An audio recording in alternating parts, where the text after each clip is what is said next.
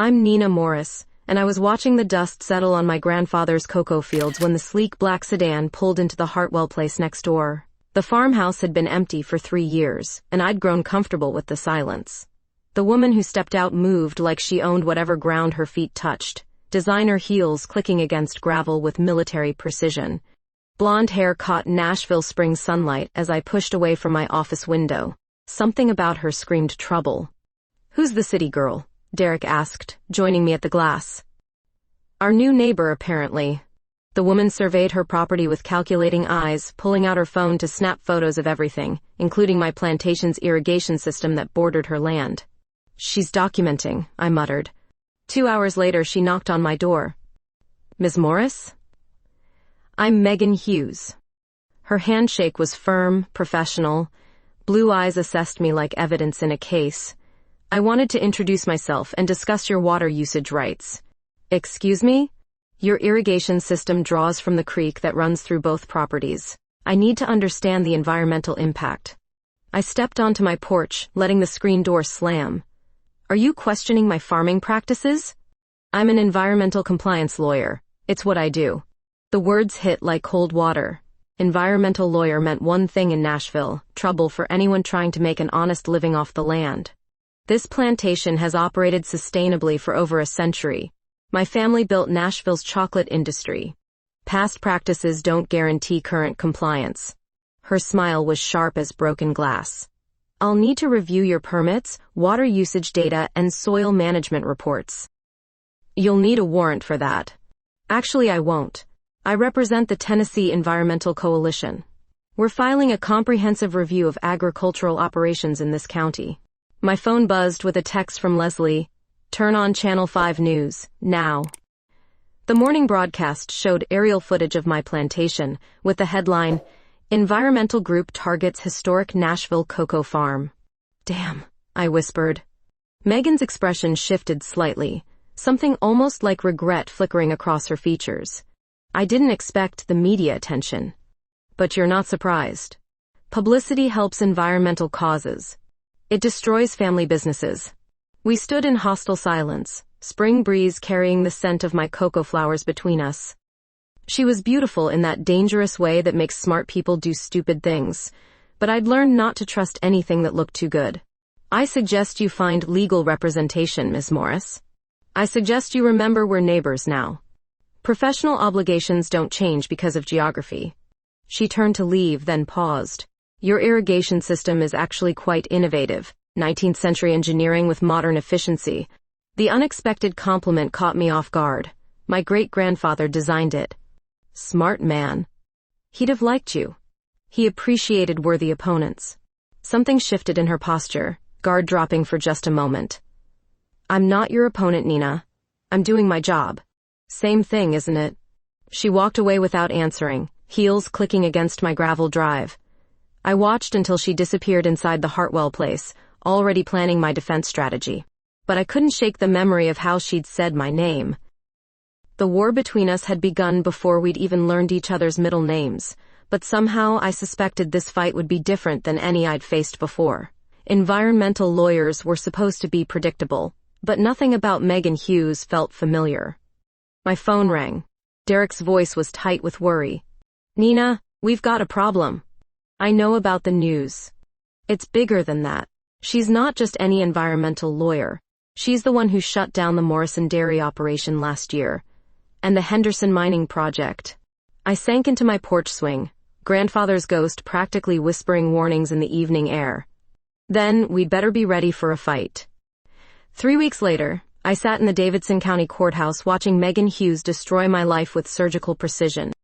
She stood before the Environmental Review Board in a charcoal suit that probably cost more than most people's monthly salary, presenting her case like she was conducting a symphony of legal destruction. "The Morris plantation's water consumption exceeds sustainable levels by 37%, she said, clicking through slides that showed my irrigation system from every damning angle. "Soil runoff contains chemical residues that threaten local watershed integrity." I'd seen lawyers before, but nothing like this. Every gesture was calculated, every word chosen for maximum impact. When she quoted environmental law, it sounded like poetry. Dangerous, beautiful poetry designed to bankrupt me. Furthermore, the plantation's expansion violates the 1987 county ordinance regarding agricultural boundaries. Objection, my lawyer muttered, then remembered this wasn't a courtroom. Megan's blue eyes found mine across the room. For a split second, something flickered there, regret maybe, or professional respect, before the mask slipped back into place. The Morris family has operated this business for generations. But tradition doesn't supersede environmental law. After the hearing, I found myself strangely proud despite the legal thrashing I'd just received. She was brilliant, no denying that. Ruthless, but brilliant. That night, I couldn't sleep. Instead, I pulled every document related to the plantation's history, determined to understand how she'd found weaknesses I'd never noticed. By dawn, my office looked like a legal battlefield, papers scattered across every surface. The coffee shop on Main Street was neutral territory, or so I thought until I walked in at 7 a.m. and found Megan already there, laptop open, surrounded by files. She looked different without the courthouse armor, tired, vulnerable. Her phone rang. She answered with a voice I'd never heard before, soft and breaking. "Dr. Peterson? Is it bad?" I should have left, given her privacy, but something in her tone rooted me to the spot. "Surgery? How much?" A long pause. "I understand. Yes, I'll figure it out." When she hung up, tears threatened at the corners of those blue eyes that had been so fierce in court. "Everything okay?" I asked before I could stop myself. She looked up, startled. "Nina. I didn't see you." Hard to miss the plantation destroyer. That earned me a weak smile. "Your coffee shop too?" "Only decent coffee in town."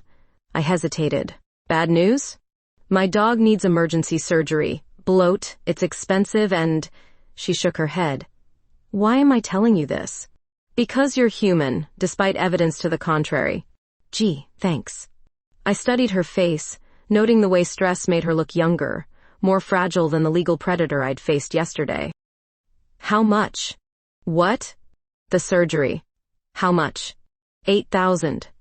"But that's not your problem." "Maybe not. But good dogs are rare." She gathered her files with shaking hands. "I should go. Charlie's already at the emergency clinic." "Charlie?" "My rescue. Golden retriever. He's been with me through law school, 3 jobs, and 2 bad relationships." Her voice cracked. "He's all I have." I watched her leave, noting how her confident stride had been replaced by something smaller, more desperate. Professional enemies were easy to handle. Broken people were dangerous territory. 2 days later, Derek found me writing a check at my kitchen table. $8,000 to the Nashville Emergency Veterinary Clinic? Nina, what the hell? Anonymous donation. For the woman trying to shut us down? For her dog. You've lost your mind. Maybe I had. But that night, as I watched Megan's house through my bedroom window, I saw her lights burning until dawn. She was probably researching new ways to destroy my business, but all I could think about was the relief I'd heard in her voice when Dr. Peterson called with good news about Charlie's successful surgery. The next evening, she knocked on my door. This time, she looked different, angry, confused, holding an envelope I recognized. "This is from you. I don't know what you're talking about. Derek Nelson has a big mouth when he's had 3 beers at Murphy's Tavern." I sighed, stepping onto the porch. "Come in or don't. But I'm not discussing this on my front steps." She followed me inside, her presence filling my living room with tension I couldn't name. "Why?" "Good dogs deserve good owners." "That's it?" "That's it." We stood there in my grandmother's parlor, 2 women who should have been enemies, surrounded by silence that felt heavier than words. She was close enough that I could smell her perfume, something expensive and subtle that didn't match the fierce lawyer persona. "I can't accept this," she said finally. "Already done." "I'm still going to fight your permits." "I wouldn't expect anything less." "This doesn't change anything between us professionally." "Wouldn't dream of suggesting it did." But something had changed, even if neither of us was ready to name it. The air between us crackled with possibility and danger, like lightning before a storm. "Your house is beautiful," she said, glancing around at the antique furniture and family photos. "Very Southern Gothic. 4 generations of Morris women have run this place. Strong women, I bet. They'd have eaten you alive." She laughed then, a real sound that transformed her face completely. I'd have liked that challenge. Before I could respond, she was gone, leaving only the lingering scent of her perfume and the uncomfortable realization that I'd just made everything between us infinitely more complicated. 2 weeks passed in careful avoidance until I found myself standing on Megan's porch at 8 in the morning with a cup of coffee, and no good explanation for why I was there. She answered the door in an old law school t-shirt and running shorts, her brunette hair messy from sleep. Charlie, her golden retriever, bounded past her to investigate me with the enthusiasm only possible in recently recovered dogs. Nina? Is everything okay? Coffee? I held up the second cup I'd brought. Peace offering. That depends. Are you here as my neighbor or my legal adversary? Can't I be both? She accepted the coffee with cautious fingers, her thumb brushing mine in the exchange. The simple contact sent electricity up my arm that I absolutely could not acknowledge. Charlie looks good, I said, scratching behind his ears. Thanks to you. Dr. Peterson says he's healing perfectly. We stood there in her doorway, morning light catching the gold flecks in her blue eyes. She looked different without makeup, younger and more approachable, but somehow more dangerous too. Want to see something interesting? She asked suddenly. I followed her around the side of the house to what had once been the Hartwells' neglected backyard. In just 3 weeks, she'd transformed it into something magical. Raised garden beds arranged in geometric patterns, solar panels powering a sophisticated irrigation system, and plants I'd never seen growing in Tennessee soil. Damn, Megan. This is incredible. Sustainable gardening principles. Everything I'm trying to get your plantation to adopt. She knelt beside a bed of exotic-looking greens, her hands gentle with the young plants. These varietals can thrive in altered soil conditions while actually improving the earth. I watched her work, noting the careful way she handled each plant, the pride in her voice when she explained crop rotation and companion planting.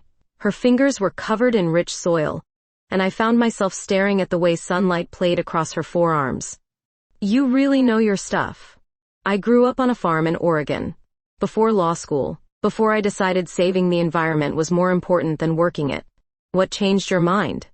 Watch developers destroy my family's land for a shopping mall. Sometimes legal warfare is the only way to protect what matters. The irony wasn't lost on either of us. She was trying to save the world by destroying my world, but standing in her garden, I began to understand the passion behind her legal attacks. Your great-grandfather's irrigation system, she said, moving to another bed.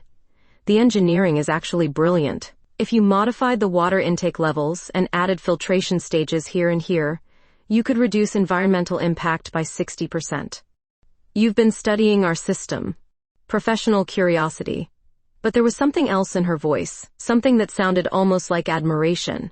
I knelt beside her, our shoulders brushing as she showed me soil composition charts and water table diagrams. She smelled like earth and coffee and that subtle perfume I'd been trying to forget. This would work with cocoa cultivation? Better than current methods. Your yields would actually increase. Then why the legal assault? She sat back on her heels, soil-stained hands resting on her thighs. Because your family's been farming the same way for a century. Change doesn't come from asking politely. So you decided to force it. I decided to create motivation. We were close enough that I could see the determination in her eyes, the way her lips parted slightly when she concentrated. The air between us felt charged, like the moment before lightning strikes. You could have just asked, I said quietly. Would you have listened? Probably not. There's your answer. Thunder rumbled overhead, and we both looked up to see dark clouds rolling in fast. Nashville spring storms were vicious and unpredictable. We should get inside, she said. But neither of us moved. The first fat raindrops hit my shoulders, then her face. Instead of running, we stayed frozen there in her garden, something electric building between us that had nothing to do with the approaching storm. Nina, she said, and my name sounded different in her voice, softer and more dangerous. Yeah? This is complicated. Everything worthwhile is. The rain started in earnest then, soaking through our clothes in seconds. We should have run for shelter, but instead we stayed there looking at each other like we were seeing something new and terrifying. She reached up to brush wet hair from my face, her fingers lingering against my cheek longer than necessary.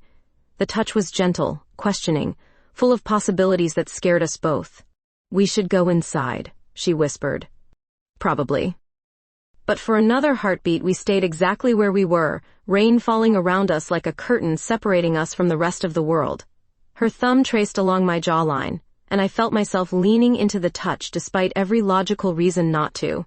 Then lightning cracked overhead, close enough to make us both jump, and the spell broke. We ran for her porch, laughing and breathless, the professional masks we'd worn for weeks completely washed away by the sudden storm. On her covered porch, we stood dripping and grinning at each other like teenagers. "Coffee's probably cold now," she said. "Probably. I should get you a towel." "Probably." But we didn't move, just stood there looking at each other while rain drummed against the roof, and Charlie watched us with the knowing expression that only dogs possess. Something fundamental had shifted between us in that garden, and we both knew it. The question was what we planned to do about it. "This doesn't change anything," she said finally. "Of course not. I'm still going to fight your permits. I wouldn't expect anything less." Good. Good. But as I walked home through the rain, I couldn't shake the memory of her fingers on my face or the way she'd said my name. Professional obligations seemed suddenly less important than the electricity I'd felt kneeling beside her in the mud. Whatever war we'd been fighting was about to become infinitely more personal. The next week brought the kind of tension that makes smart people do dangerous things. I'd been avoiding Megan since the garden incident, but apparently my sister Leslie had other plans. "She asks about you," Leslie announced over breakfast, spreading jam on her toast with suspicious nonchalance. "Who asks about me?" "Your lawyer friend next door," when I walked Charlie for her. I nearly choked on my coffee. "You've been walking her dog?" "She's working late every night on some big case. Charlie needed exercise." Leslie grinned with the satisfaction of someone who'd been plotting. "She wanted to know about your midnight rides." Heat crept up my neck. "What midnight rides?" "Nina, please. You've been sneaking out to ride thunder through the cocoa groves since you were 16. I hear your boots on the porch stairs." "I don't sneak. You creep around like a teenager avoiding curfew." She's been watching from her bedroom window. The idea of Megan watching me ride sent an unwelcome thrill through my chest. Those late-night escapes were my private ritual, the only time I felt truly free from the weight of family expectations and business pressures. "She's watching me?" "Every night this week.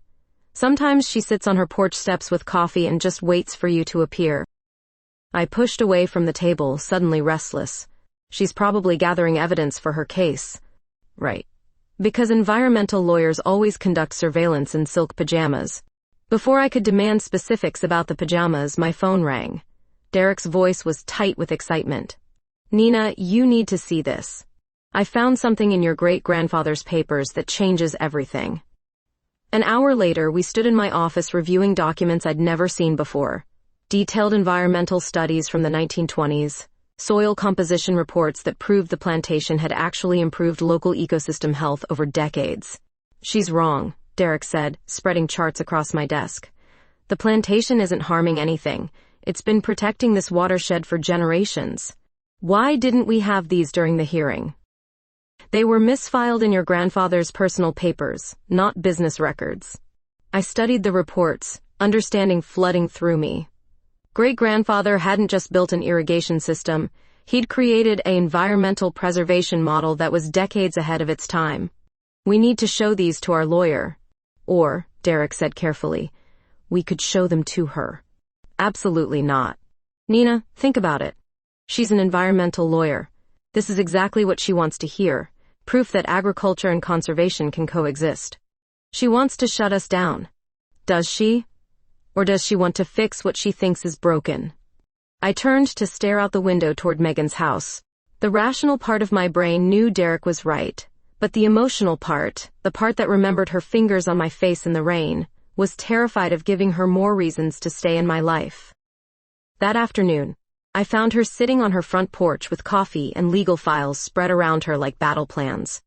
Charlie dozed at her feet in a patch of sunlight. "Afternoon, counselor." She looked up, startled. "Nina, I didn't expect to see you." "Leslie says you've been watching my midnight rides." Color flooded her cheeks.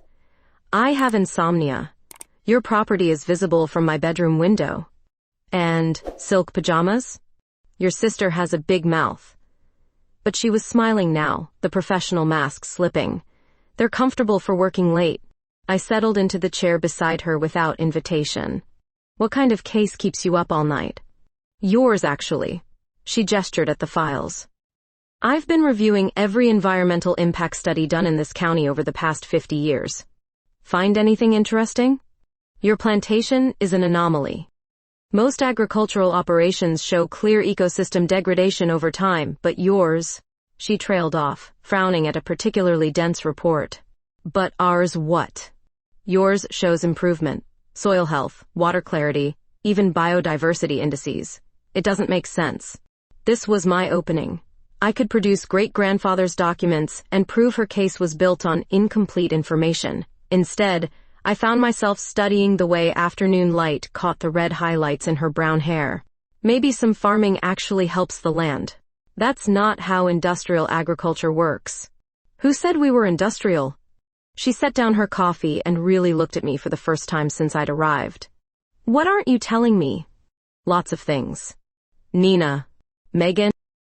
We stared at each other across her porch table, files and legal documents between us like a barrier we were both suddenly eager to cross. The air felt thick with unspoken possibilities. This situation is already complicated enough, she said quietly. It doesn't have to be. I'm trying to shut down your family business. Are you? Or are you trying to protect something you think needs protecting? Those are the same thing, are they? Thunder rumbled in the distance again. Tennessee seemed determined to underscore every significant moment between us with dramatic weather. I should probably go, I said, not moving. Probably. Leslie's making dinner. That's nice. We didn't move. Charlie opened one eye to observe us, then went back to sleep with what I swear was a satisfied canine smile. Nina? Yeah? When you ride at night, what are you thinking about? The question was so unexpected, so personal, that I answered before I could stop myself. Freedom, escape. Sometimes I think about what it would be like to just disappear into the trees and never come back. And now? Now what? What do you think about now when you ride? The honest answer was that I thought about her, about blue eyes and soil-stained fingers and the way she'd touched my face in the rain. But admitting that would change everything between us, and I wasn't sure either of us was ready for that kind of truth. Same things, I lied. She nodded like she'd expected that answer, but something in her expression suggested she knew I wasn't being entirely honest. Will you ride tonight? Probably. I'll leave the porch light on, in case you want coffee after. It was a dangerous offer, loaded with implications that scared us both. But as I walked home through gathering clouds, I couldn't stop thinking about porch lights and coffee, and what might happen if I actually accepted her invitation. That night, I saddled Thunder with shaking hands, knowing that whatever choice I made would determine the direction of everything that came after. I rode that night, but I didn't stop for coffee. Instead, I circled back to the plantation, making myself crazy with thoughts of Megan waiting on her lit porch. The coward in me won, and I crept back into my house like the teenager Leslie accused me of being. The next morning, I regretted that choice. Nina, you need to see this. Derek burst into my office with his laptop, practically vibrating with panic. Check social media. Now. The screen showed Megan's face, tear-streaked and desperate, holding Charlie in what was clearly a live stream setup. The viewer count was climbing rapidly. 200, 500, 1,000 people watching in real time. I know this is embarrassing, she was saying to the camera, but Charlie needs specialized medication that insurance won't cover. I've tried everything else.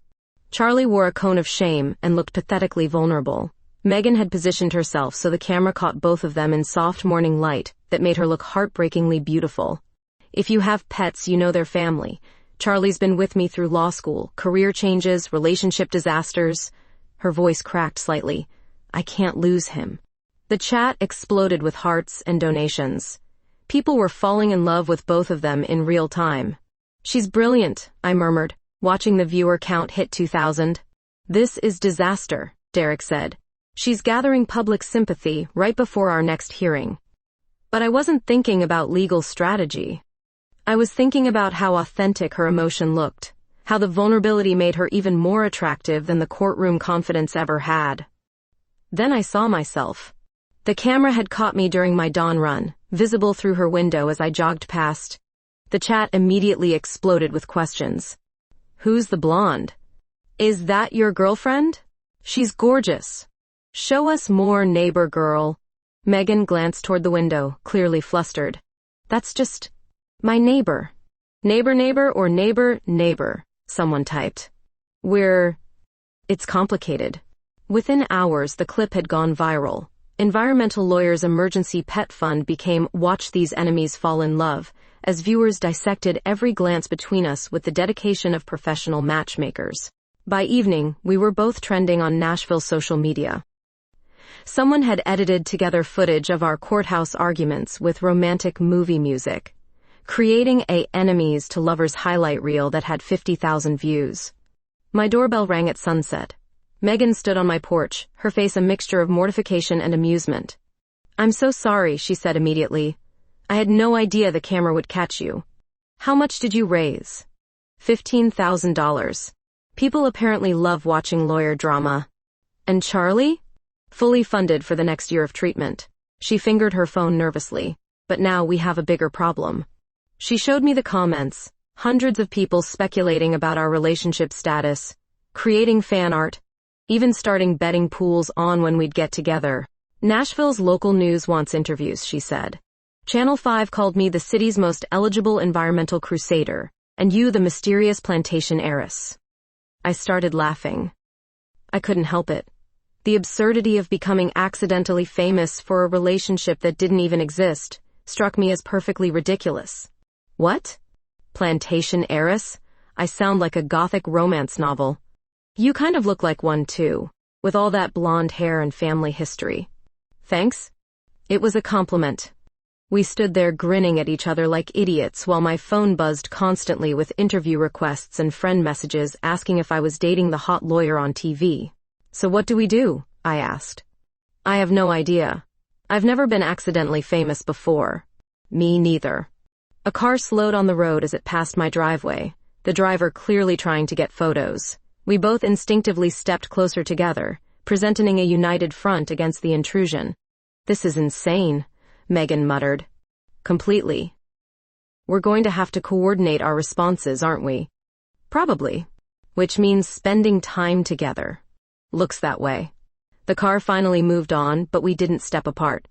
The evening air was warm with the promise of summer, and Megan smelled like vanilla and determination. For the record, she said quietly, I wasn't trying to manipulate public opinion about our case. I know. Charlie really did need the medication. I believe you. Good. She hesitated. A complicated comment, though. Yeah? That wasn't about the lawsuit. My heart rate picked up significantly. What was it about? You know what it was about. The space between us felt electric again, loaded with possibilities and danger. We were standing close enough that I could see the gold flecks in her blue eyes, close enough that stepping forward would have closed the distance entirely. Megan. Nina? A truck horn honked as another car slowed to gawk at us, shattering the moment. We jumped apart like guilty teenagers. I should go, she said, already backing toward the porch steps. Probably. But we should talk, soon, about how to handle all this. Of course.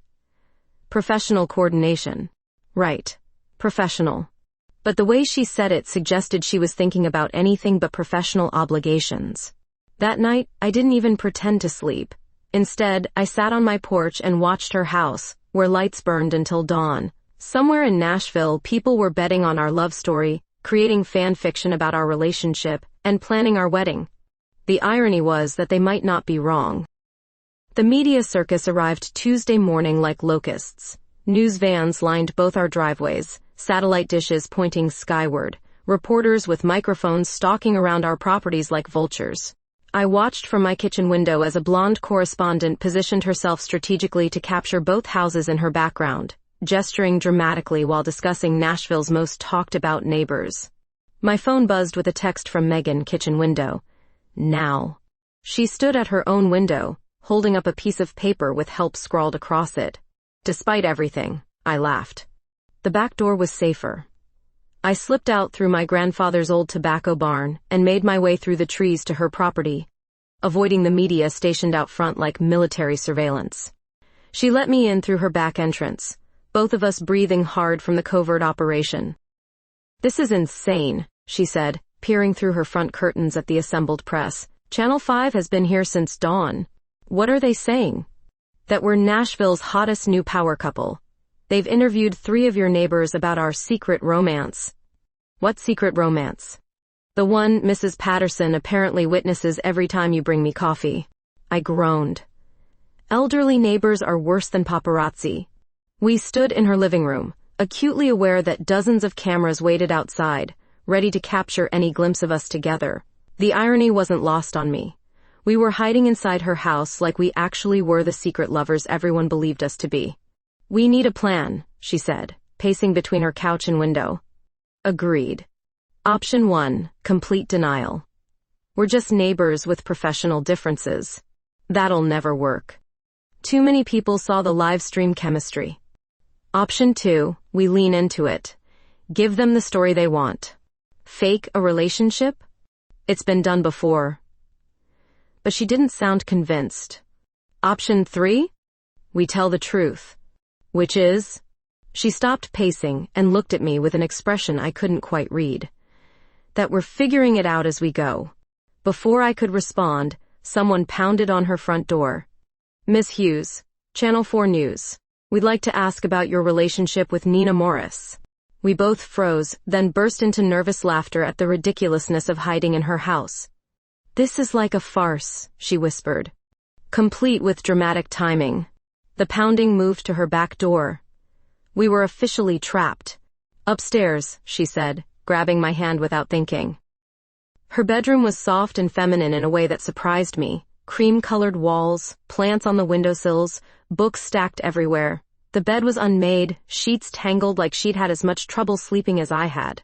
"Sorry about the mess," she said, releasing my hand suddenly like she'd just realized she was holding it. "It's fine." We crept to the window that overlooked both our properties. Below, reporters moved like chess pieces, positioning themselves for the best shots. "Your law firm must love this publicity," I said. She went very still. "Actually, they don't." "What do you mean?" "I got called into a partner meeting yesterday. Apparently, viral fame doesn't align with their corporate image." "Shit, Megan. I'm sorry." "It gets worse. They're concerned about professional ethics. Dating someone whose case I'm handling could be seen as a conflict of interest." "But we're not dating." "Tell that to the internet." We sat on the edge of her bed, shoulders touching, watching our lives get dissected by strangers with cameras. The intimacy of being in her private space, surrounded by her things, made everything feel more real and more dangerous. "What will you do?" "I don't know. I've worked toward partnership at this firm for 5 years. Is it worth it?" "Is what worth it?" I turned to face her, suddenly brave in a way that terrified me. "Sacrificing what you might want for what you think you should want." "Nina, I'm just saying, maybe the internet isn't wrong about everything. Don't what? Don't make this harder than it already is." But she didn't move away from me, didn't break eye contact. If anything, she leaned closer, close enough that I could count the freckles across her nose. "The whole situation is impossible," she whispered. "Most good things are. I'm supposed to be your adversary." "Are you?" "I don't know anymore." The space between us felt charged with weeks of tension and unspoken possibilities. Outside, reporters shouted questions at empty houses, but inside her bedroom, the world had narrowed to just the two of us and the dangerous electricity building between us. "This is crazy," she said, but her voice was breathless. "Completely. We barely know each other. I know you have insomnia and terrible coffee and you cry over sick dogs. I know you ride at midnight and love your family's land more than anything. See? We're practically experts." She laughed despite herself, and the sound broke whatever restraint had been holding us both back. I reached up to brush a strand of hair from her face, my fingers tracing the same path they had in her garden during the rainstorm. "Nina," she warned, but it sounded more like a plea. "Tell me to stop." "I can't." The kiss was inevitable, weeks of tension and attraction finally finding their outlet. Her lips were soft and urgent against mine, her hands fisting in my shirt like she was afraid I might disappear. We broke apart, breathing hard, foreheads pressed together. Well, she said shakily, that complicates things. Understatement. A camera flash went off outside, followed by excited shouting. Someone had managed to get an angle on her bedroom window. Damn, I muttered. They got photos? Probably. She groaned and flopped backward on her bed. My career is officially over. Maybe not. Nina, we just kissed in full view of half of Nashville's media. So we give them what they want. What do you mean? I looked down at her, hair spread across her pillow, lips still swollen from our kiss, and made a decision that would change everything. We stop hiding. Going public was a disaster. By the next morning, our kiss was trending on 3 social media platforms, complete with slow-motion replays and romantic music overlays that made the whole thing look like a movie scene. I woke up to 17 missed calls and a text from Megan that simply read, "We need to talk." The media had multiplied overnight. Now there were entertainment reporters mixed in with the news crews, treating our lives like celebrity gossip. Someone had found our high school yearbook photos and created a timeline of our secret relationship. Derek greeted me with coffee and a grim expression. The agricultural investors called. They're concerned about publicity affecting the plantation's reputation. What kind of concerns? The kind that involve pulling funding if this circus doesn't die down. I stared out at the reporters camping on my driveway. How is falling in love bad for business? You didn't deny it, didn't I? He studied my face with the expression of someone who'd known me too long. Nina, please tell me you're not actually... Actually what? Falling for the woman trying to shut us down. Before I could answer, his phone rang. His expression went from concerned to panicked as he listened. That was our lawyer. Someone sabotaged 3 irrigation pumps last night. The flooding damaged half an acre of young cocoa plants. Cold dread settled in my stomach. Sabotage? Cut cables, damaged machinery, professional job. I thought immediately of Megan's legal expertise, her intimate knowledge of our operations. The timing was too convenient, too perfect. The same night we're all over social media together, I said quietly. Nina, you can't seriously think she... But I could. I'd been played before by people I'd trusted. Beautiful women with hidden agendas weren't exactly new territory for me. I stormed over to her house, pushing through reporters who shouted questions I ignored. She answered her door looking exhausted, still in yesterday's clothes. Nina, thank God. We need to discuss damage control strategies. Did you do it? Do what? The irrigation pumps, the sabotage? Her face went white. What happened to your pumps? Like you don't know. I have no idea what you're talking about. Convenient timing. Distract me with a kiss while your people destroy my equipment. My people? Her voice rose with genuine anger. What people? Nina, I'm a lawyer, not some environmental terrorist. You had access. You knew exactly how our system worked. Because you showed me in my garden. Because we were becoming... She stopped, pain flickering across her features. I can't believe you think I'd do this. Why not? It's the perfect strategy. Get close to the enemy, gather intelligence, strike when their guard is down. Is that what you think happened? That I kissed you as some kind of legal maneuver? The hurt in her voice was so genuine that doubt crept into my anger, but I was too scared and too proud to back down. Wasn't it? She stared at me for a long moment, then stepped back inside her house. Get off my property. Megan, wait. The door slammed in my face. Behind me, cameras captured every moment of our public argument for Nashville's entertainment. That evening, Derek found me in my office staring at damage reports and insurance claims. Nina, we need to talk. About what? How I single-handedly destroyed the plantation's reputation and our operating budget in 1 week? About Leslie. Something in his tone made me look up. What about Leslie? She's been feeding information to environmental groups for months. Detailed operational data, financial records, strategic plans. The words hit like physical blows. What? I found the emails on her laptop. She's been working with 3 different conservation organizations, including the Tennessee Environmental Coalition. Megan's organization. Yeah. My sister. My own sister had been betraying us while I suspected the woman I was falling in love with. There's more, Derek said quietly. The sabotage? Leslie hired the contractor. She thought if the damage was bad enough, you'd finally agree to sell to developers instead of fighting the environmental groups. I sat in stunned silence, processing the magnitude of the betrayal. Leslie had been undermining everything I'd worked for while I accused Megan of manipulation. Where is she? Gone. Left a note saying she couldn't watch you destroy yourself fighting a losing battle. The irony was crushing. I'd chosen to trust family over the woman who'd shown me more honesty in 6 weeks than my sister had in years. I have to go, I said, standing abruptly. Nina, it's almost midnight. I don't care. I drove to Megan's house through empty streets, the media circus finally gone for the night. Her windows were dark except for one upstairs light. I stood on her porch for 10 minutes, trying to find words big enough for the apology I owed her. She answered the door in silk pajamas that made my breath catch despite everything. Nina, what are you doing here? I was wrong. About everything. She wrapped her arms around herself, suddenly looking fragile in the porch light. It's late. It was Leslie. The sabotage, the information leaks, all of it. She's been working against the plantation for months. Your sister? She hired contractors to damage the equipment. She thought if things got bad enough, I'd sell the land to developers instead of fighting environmental regulations. Megan's expression shifted from wariness to understanding, to something that looked like sympathy. Nina, I'm so sorry. I accused you of playing me when you were the only honest person in this whole mess. You were scared. People do stupid things when they're scared. I hurt you. Yeah, you did.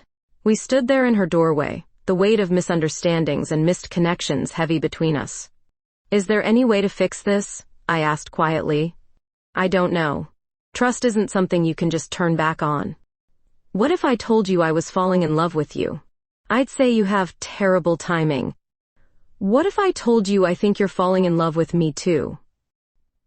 I'd say you're probably right, which makes this whole situation even more complicated. The admission hung between us like a bridge neither of us was quite ready to cross. Megan? Nina, I can't do this right now. It's been the worst week of my career, my personal life is a public disaster, and I just found out the woman I'm crazy about suspected me of industrial sabotage. Fair points. Ask me tomorrow. Will you answer differently tomorrow? Maybe? If you bring really good coffee. Despite everything, I smiled. I can do that. As I drove home, I realized tomorrow would determine whether our story ended in disaster or if we'd finally stop fighting long enough to see what we could build together. I brought the coffee at dawn, along with great-grandfather's environmental studies and a formal apology that I'd practiced in my truck for 20 minutes. Megan answered the door looking like she hadn't slept either. Her hair was messy, eyes puffy, but she was still the most beautiful woman I'd ever seen. Really good coffee, I said, holding up 2 cups from Nashville's best roastery. It's a start. I also brought proof that you were right about sustainable farming practices. She accepted the coffee and gestured me inside, Charlie greeting me with enthusiastic tail wagging that suggested dogs were more forgiving than humans. These are incredible, she said, reviewing the century-old documents. Your great-grandfather was decades ahead of his time. He would have liked you. Would he have accused me of industrial sabotage? Probably not. He was smarter than his great-granddaughter. She looked up from the papers, something softening in her expression. You were protecting your family's legacy. I understand that. By destroying the best thing that's happened to me in years. Is that what I am? You're brilliant, passionate, beautiful, and you challenge everything I thought I knew about myself. So yeah, you're definitely the best thing.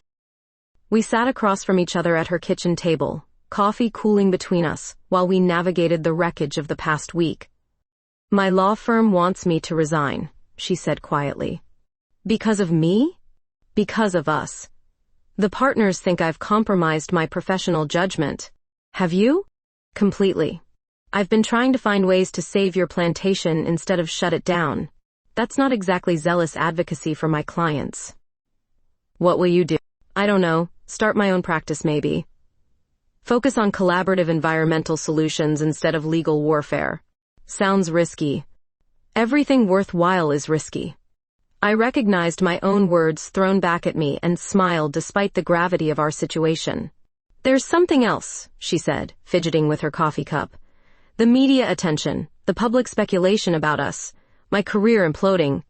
Maybe we should step back. Figure out who we are without all the external pressure. You're probably right. I usually am. It's annoying.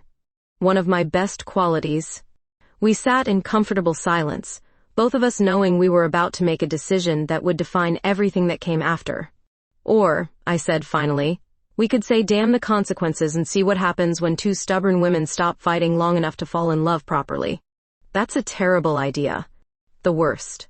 We barely know each other outside of legal warfare and media circuses. So we learn. I'm difficult to live with. I work too much, I have strong opinions about everything, and I talk to my dog like he's a person. I ride horses at midnight, I'm overprotective of family land, and I make terrible coffee. I noticed the coffee thing. Charlie's conversation skills are probably better than mine anyway. She laughed then, the sound I'd been hoping to hear since I'd walked through her door. This is insane, she said. Completely.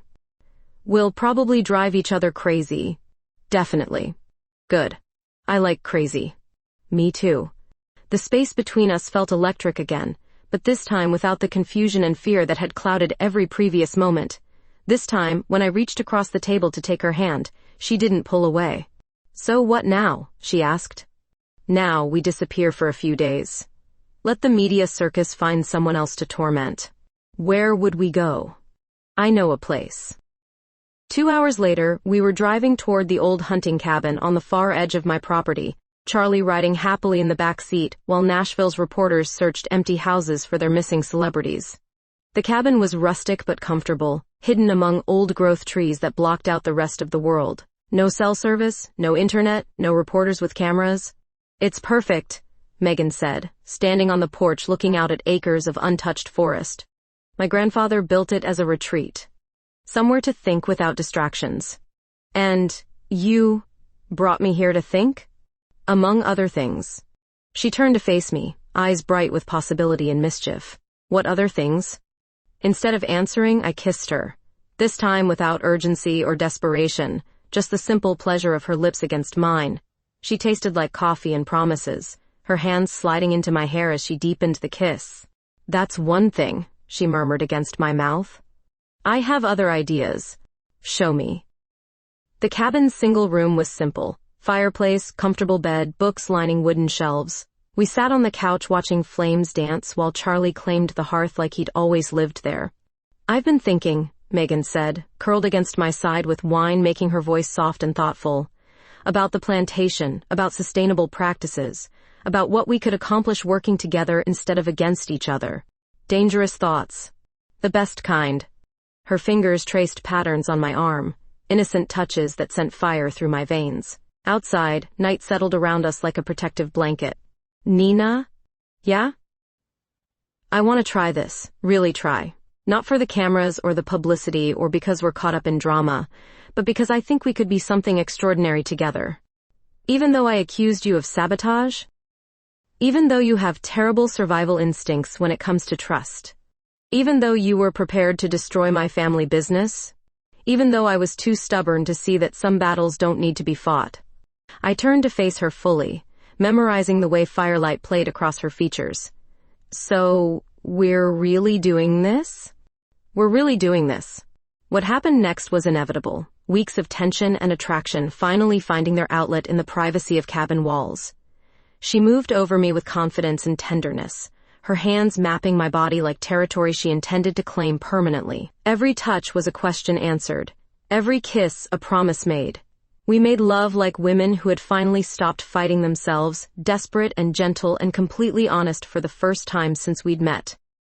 Later, lying tangled in sheets with firelight painting shadows across our skin, I realized this was what I'd been searching for during all those midnight rides. Not escape, but arrival. Not freedom from connection, but the right person to connect with. What are you thinking? She asked, fingers tracing lazy circles on my shoulder. That I never want to leave this cabin. We have to eventually. Do we? Nashville is waiting for us. Your plantation, my career. Charlie's vet appointments. Reality. Unfortunately. Then let's stay here a little longer. How long? Forever sounds about right. She laughed, the sound vibrating against my chest where her head rested. Forever might be a good start. Outside, Tennessee night sounds surrounded our hidden retreat, but inside, we'd finally found something worth fighting for, instead of against each other. We returned to Nashville after 3 days of perfect isolation, but the world that greeted us had changed. The media had moved on to other stories, leaving us with the space to build something real. 6 months later, I stood in the county courthouse once again, but this time Megan was beside me instead of across the aisle. We were presenting our joint environmental sustainability plan to the same board that had initially seemed determined to shut down Morris Plantation. The collaboration between traditional farming practices and modern environmental science, Megan explained, clicking through slides, that showed our combined research, demonstrates that agriculture and conservation can be complementary rather than competitive. Her confidence was magnetic, but now I knew the woman behind the professional facade, the one who talked to Charlie in baby voices and cried during romantic movies. Ms. Morris, board chairman Patterson said, "Your plantation's water usage has decreased by 40%, while yields have increased by 15%. How do you explain this seeming contradiction?" "Partnership," I said simply. "When you stop fighting the environment and start working with it, amazing things happen."